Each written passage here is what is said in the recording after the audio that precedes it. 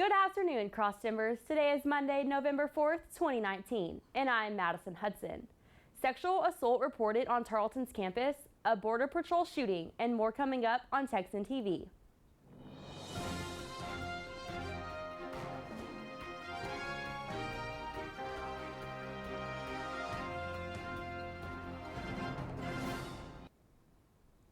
In campus news, Open Educational Resources is putting on an interactive exhibit in the library.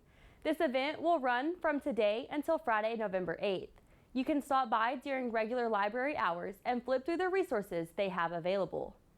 In other campus news, this morning, the Tarleton Police issued a sexual assault incident report. The incident occurred Sunday morning in a residence hall. The suspect has been described as a white or Hispanic man wearing a gray t-shirt and jeans. He is believed to be approximately 6 feet and 3 inches tall and too old to be a Tarleton student. Along with the statement made by the Tarleton Police, they encourage students with any information related to this crime to call Crime Stoppers at 254-965-CASH. In local news, a stabbing in Erath County leaves one man dead and another arrested.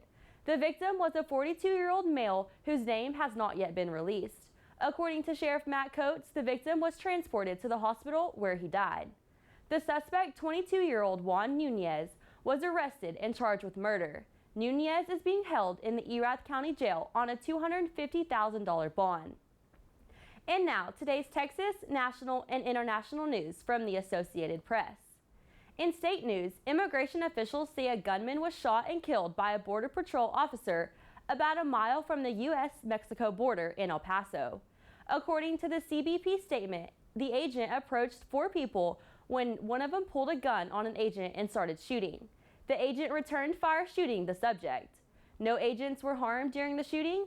The shooting is being investigated by the CBP Office of Professional Responsibility. A Dow chemical plant in Louisiana exploded just after 8 a.m. Sunday morning when a vessel went off. Residents as far as 5 miles away say they could feel the boom. Dow Chemical Plant officials say there have been no injuries reported, and Iberville Parish Council say that there is no immediate danger to the public. The company is continuing production in other areas of the facility while they monitor the air quality. For more of today's national and international news, we turn to the AP News Minute. This is AP News Minute. The whistleblower who triggered the Trump impeachment inquiry is willing to answer written questions from Republicans. That's according to the whistleblower's lawyer. President Trump claims media reports describe the whistleblower as pro-Obama and anti-Trump. Authorities in Southern California lifted all evacuation orders stemming from a large wildfire north of Los Angeles. The fire in Ventura County forced 11,000 people to evacuate late last week. Demonstrators in Iraq attacked an Iranian consulate, throwing stones and burning tires around the building. Recent protests in Iraq have largely focused on corruption, but some have also targeted Iran.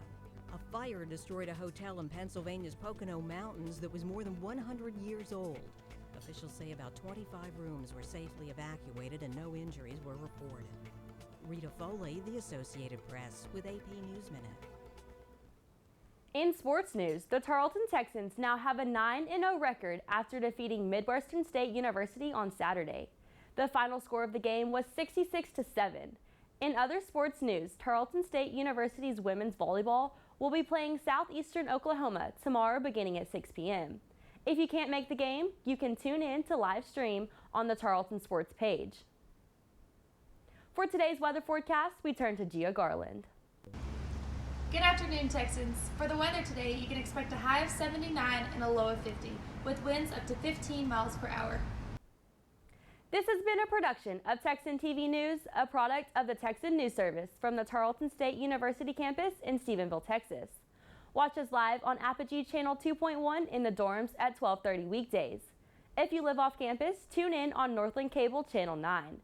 You can follow the Texan News Service on Facebook and Twitter, and check out our website at www.texannews.net for all your latest local, state, national, and international news. Today's broadcast was produced by Gia Garland, Zachary Cornelius, and the Texan News Service. Have a wonderful day, Texans.